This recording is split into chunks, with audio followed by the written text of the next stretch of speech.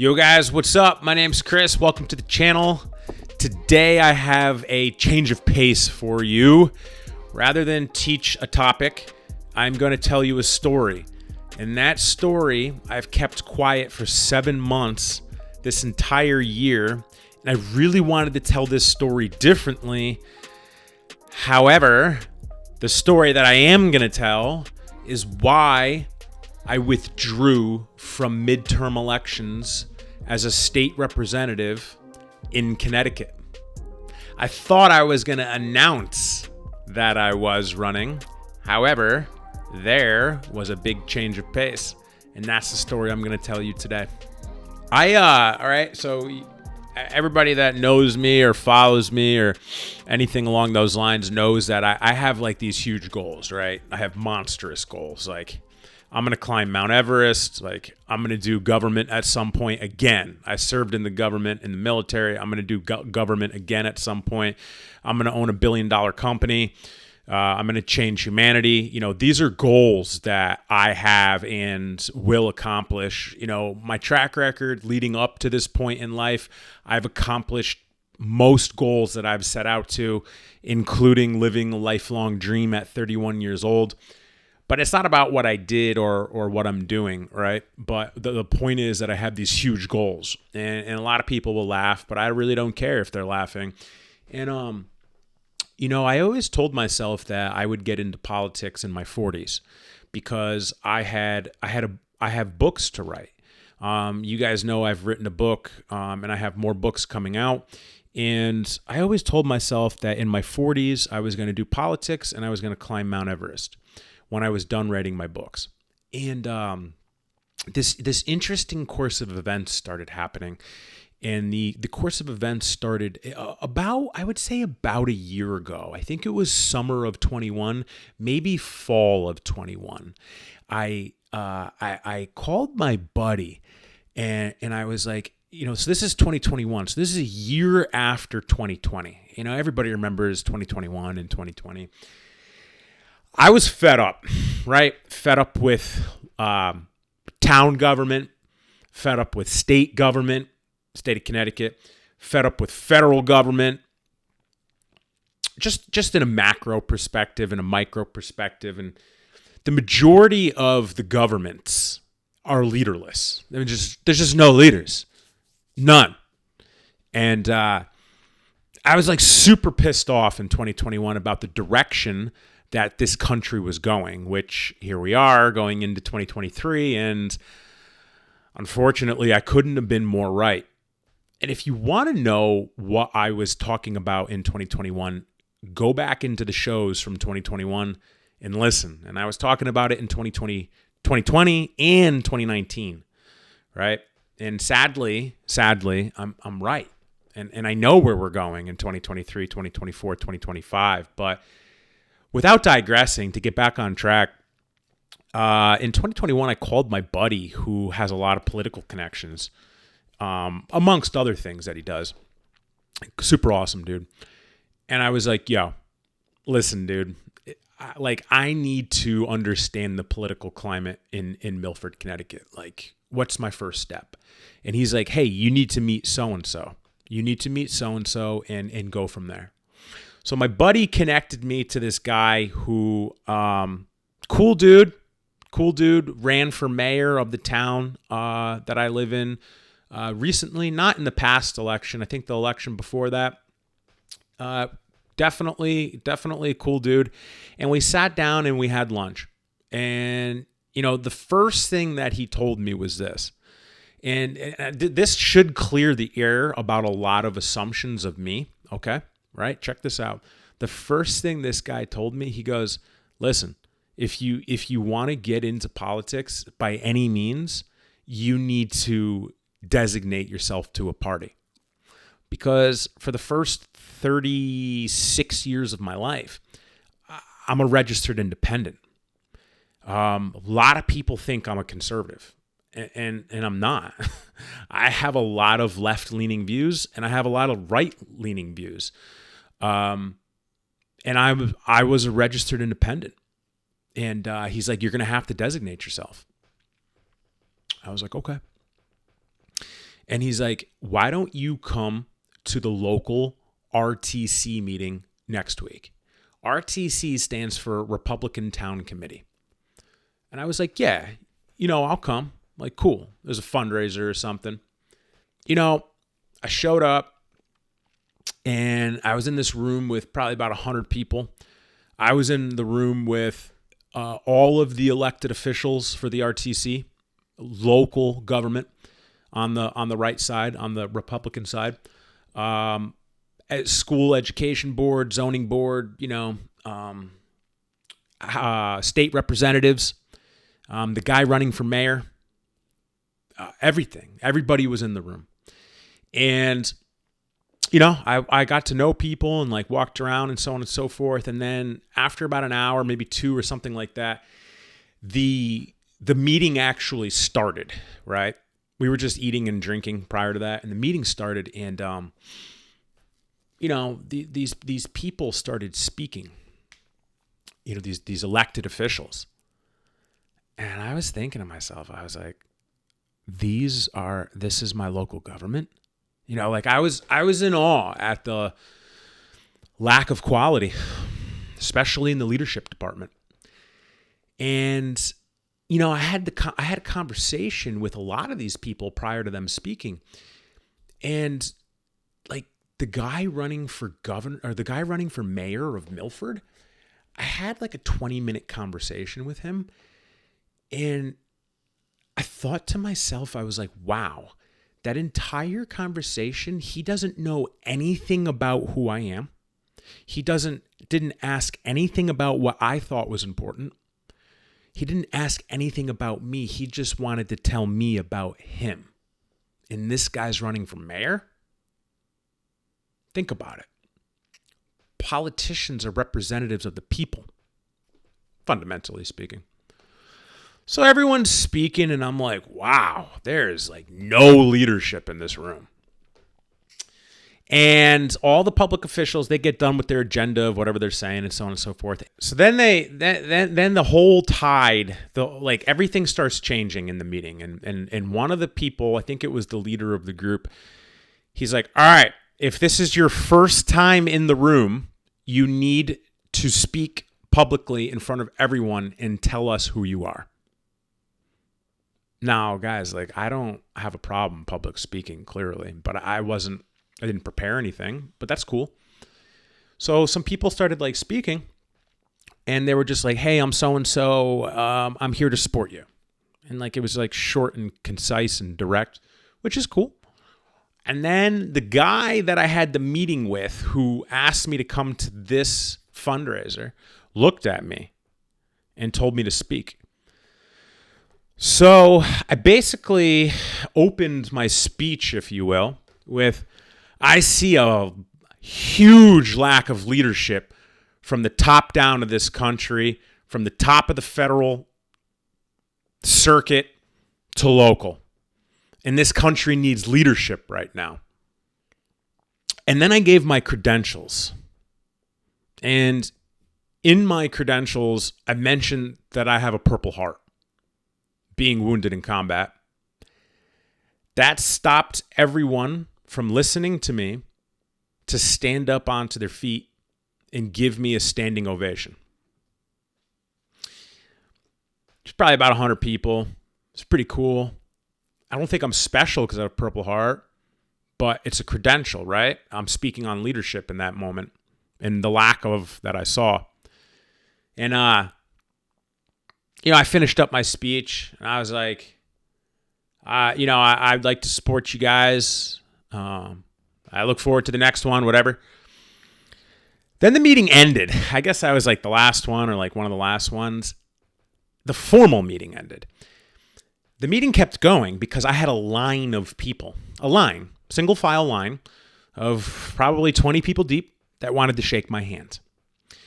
And this common thing was being said to me by state representatives, by local representatives, by a federal representative. They said, you're federal quality. You need to run.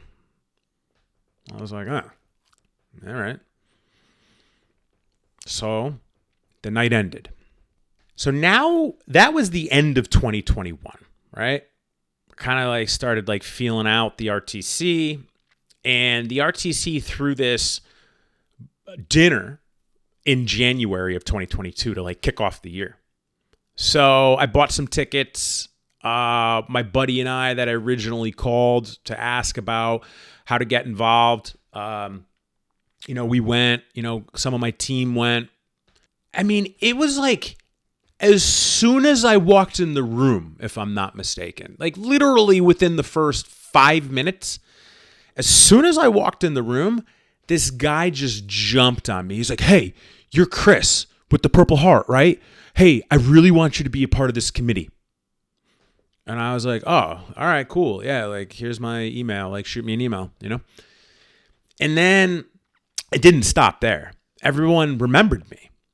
And I was like getting food, like as a buffet or something along those lines. And this one dude like grabbed me by the arm. He's like, "Hey, you're that guy Chris with the Purple Heart, right?" And I was like, "Yeah." He's like, "Listen, I need to talk to you about something really important. I think you should run for state representative of District 118 of Milford and be in the House of Representatives." And I was like, oh yeah? And he's like, "Yeah, the entire RTC agrees. And we think you're the best candidate in the room and in the RTC. And we feel that we could back you for it." I was like, whoa, like state level? Okay. All right. Yeah. So we chatted a little bit and he took my phone number and he followed up with me soon after and we set up a meeting.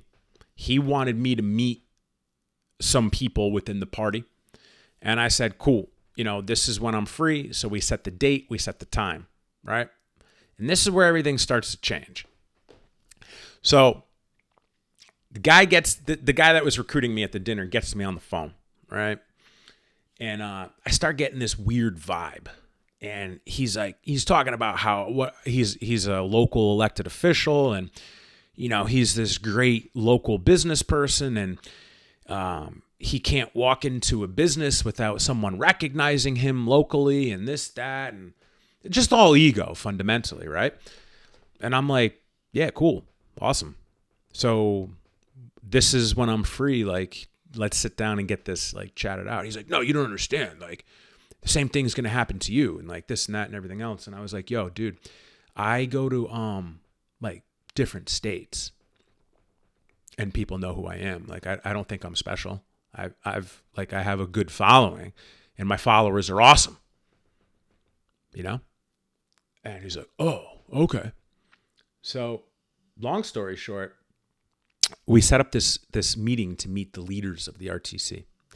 And the day of, he calls me up. He's like, "Hey, we got to change it. We got to push back the meeting and it's got to go on Zoom."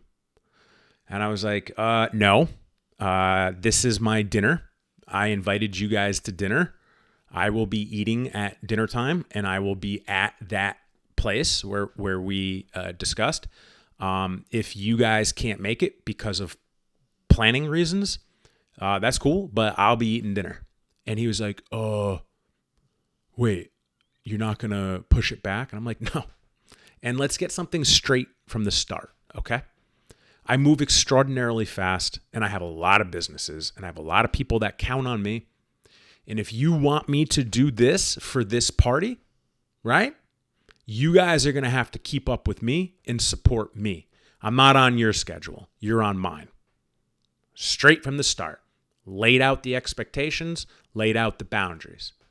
So he showed up to the meeting, but the other people didn't. And it was actually a pretty good meeting. But within the meeting, I began to realize that there really wasn't a lot of talent in the RTC. And they were endorsing me, and they were going to support me, and they were going to help me.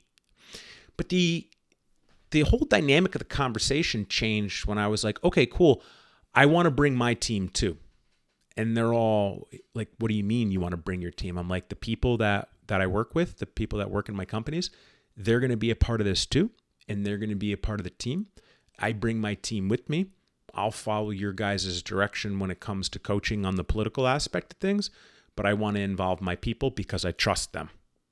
That statement wasn't liked. And that's about when I started to notice things changed. So the next meeting that I had was with the House Minority Leader of the state of Connecticut. Wanted to meet me, right? This is the most powerful Republican in the state. Wanted to meet me. So we sat down for lunch, and he went on and on about his agenda. He was cool. Cool dude. He lives in a town close to where I'm from. And, he said something to me that I didn't know. And he said, there's someone else within the RTC running for this position. And I met him, and I don't even remember his name. Or I had a conversation with him, and I don't even remember his name. I was like, oh, there's someone else running? Well, I don't want to cause any problems. And he's like, basically, he said, you're a better candidate, and we should back you. And I was like, okay. So that meeting actually went really well, and he connected me to his team, and his team was actually awesome. His team was good. At the state level, his team was good. And I had won over the most powerful Republican in the state, and he was going to endorse me. So let me just bring everything together really quick. You have to be endorsed by the party locally to win the endorsement going into the state elections. Okay. So now there's two guys running for this position within the RTC, within the Republican town committee. Don't forget there's the Democratic town committee as well. And the current person who holds that seat is a Democrat. So I was a little confused, and I called the guy that recruited me. I was like, what's going on? There's another guy running?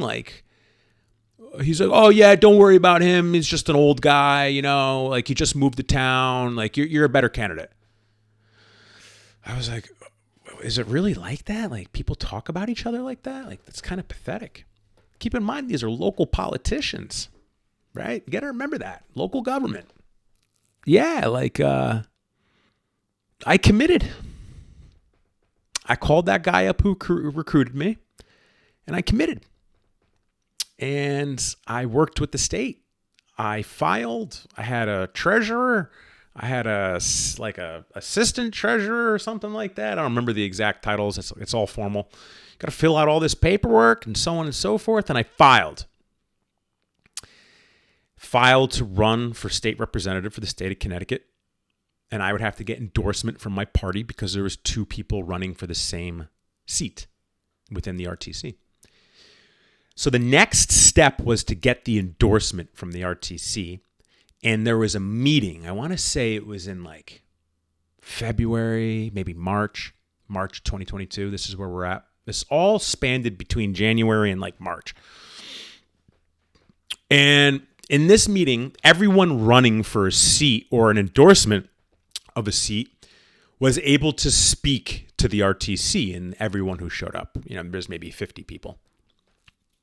I'm dressed up. I'm in a jacket and a button down and some slacks. And, my buddies are there to support me. My team's there to support me. And, everyone's speaking. And they're asking for donations and I'm giving donations and so on and so forth. And then they get to the other guy who's running for the same seat. And he's like a cool guy. I met him. Former town selectman, had some political dealings, retired. I would say he was probably in his mid-60s. I could be wrong. And he spoke. And then they skipped right over me. And they did not let me speak to the RTC. They let every other person running speak. And they purposefully didn't allow me to speak. And then ended the meeting. I don't get mad very often And I wasn't mad at that point, but I was about to hold some motherfuckers accountable for their bullshit. Because that's what leaders do. Okay? And this was witnessed by a lot of people too. I walked right up to the leader of the RTC and the assistant leader of the RTC, and I was like, what was that? They're like, what do you mean? And I'm like, what do you mean? What do you mean? They're like, did you think you were going to speak? I was like, yes, you know that I filed for this. You recruited me for this position. My paperwork is filed. I know you know. Oh, must have been some sort of misunderstanding. I was like, oh no, there was no misunderstanding. And the crowd began to grow. And the individual who I initially sat down with in my first meeting and invited me to the RTC and ended up speaking in 2021 stepped in. And he's like, why don't we figure this out? Like, we'll figure this all out, like, blah, blah, blah, this, that, everything else. And, I looked at the leaders and I was like, gentlemen, okay, let me explain something quickly, okay? Leadership is in my blood, all right? I got about 2 decades of it, all right? And there's none in this room. And you guys need leadership. And whatever you did, your miscommunication, I hope it's an example of how you can get better. And I left. And after I left, the very next day, I called the state and I said, withdraw my bid for that seat. And this is why I did what I did, okay? This is why I did what I did. Because I was clearly being lied to. Clearly. All right? We all have that bullshit meter that goes off, right? I was getting lied through the teeth by the leader and second in command of the RTC. They knew what they did. They didn't let me speak. At that point, I didn't know why. However, I found out. But I knew they were lying to me. And I would not associate myself with liars at all. In business, let alone local politics. I was going to be associated with these people. They don't even know how to lead themselves, let alone other people. And they're elected officials. Guys, elected officials. All right? And there's a commonality here. The commander-in-chief doesn't know how to lead. Our local elected officials don't know how to lead. And that was my whole thing back in 2021, that I don't see leadership from the top down of this country. And this country needs leaders in leadership. So I withdrew my bid. And everyone started finding out. And this is where it got interesting. The other guy running for the same seat somehow got my phone number and called me. All right? This is going to piece everything together for you guys. Called me. And he's like, what happened? And I was like, I don't know, dude. Well, this is the story of what happened to me. I hope it helps you. And I told him the whole thing. And he says, what do you mean you were recruited in January at the initial kickoff? I was already filed. I was like, oh well. Seems to be some sort of confusion then within the RTC, huh? And he goes, yeah, who recruited you? And I said, so-and-so. He goes, so-and-so's my treasurer on my campaign. I was like, sounds like you need to talk to so-and-so. What I'm saying is, this so-and-so individual that recruited me knowingly tried to recruit me while on someone else's campaign within the same town committee, in this case, the Republican town committee. And they were just trying to get their best thoroughbred to go out and flip this seat from the Democrats. Then all of the districts in Milford would be Republican. They didn't care how it was done. They just cared that it was done. And then when they realized that they had a shit show, they tried to silence me. But you can't silence me. Can't silence my books. Can't silence my podcast. Can't silence anything. The truth hurts and the truth stings. And to be honest, I was a little disappointed. I was. I was like, when I was getting recruited, I was like, leaders are chosen. I want to do politics in my 40s. I'm in my 30s and leaders are chosen. I'm going to do it. Because that was the big thing for me, which was I want to do politics in my 40s, but I'm being asked, I'm being recruited, so I'm going to do it. Right? Because leaders are chosen. Well, I was a little disappointed. I wasn't mad or anything like that, but I was like disappointed. I was like, man, I put this time into everything and there's snakes everywhere and people are lying to each other. And this is just the local level. This is just the local level, guys. This is local Milford, Connecticut. Okay? Think about Milford. Think about the state of Connecticut. Think about federally. All right? All right? These, and fundamentally, this is what it comes down to. All right? It wasn't meant to be. And I'm cool with that. It wasn't meant to be, and I'm good with that. I'm not mad at anyone. I have nothing negative to say about anyone. All I did today is tell the truth about everything. I'm sure some people will hear this and get really upset. And you know what? If that's you, well, try telling the truth and be truthful. You get a lot further in life. You get a lot further in business. You get a lot further in general. The truth hurts. Truth's tough sometimes, but it's more honorable. And honorability, honor, is a part of leadership. Leadership is gone in this country, including locally.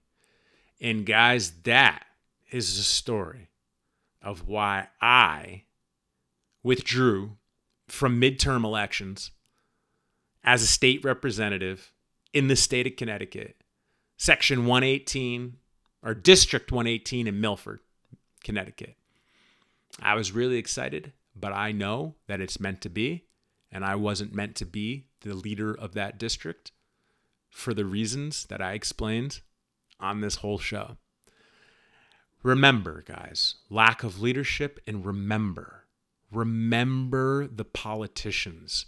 Remember the lack of integrity, not just in this situation, but federally, globally. Remember the lack of spine, the lies, the put the masks on your face, the shut your business down. Remember all of it. Don't ever forget it. Don't ever forget what we've been through over the past 2 years and where we're going over the next 2. It's going to get slippery. It's going to get real slippery. All right, guys, that's what I got for you today. I hope you learned something. And I'm offering calls on me if you want to chat about this or anything else, to join our tribe, to join our community, and just have a good conversation. If you want to do that, find the link in the show description. And if you got anything out of today's show, smash that like button, hit subscribe, drop a comment, and I'll talk to you next time.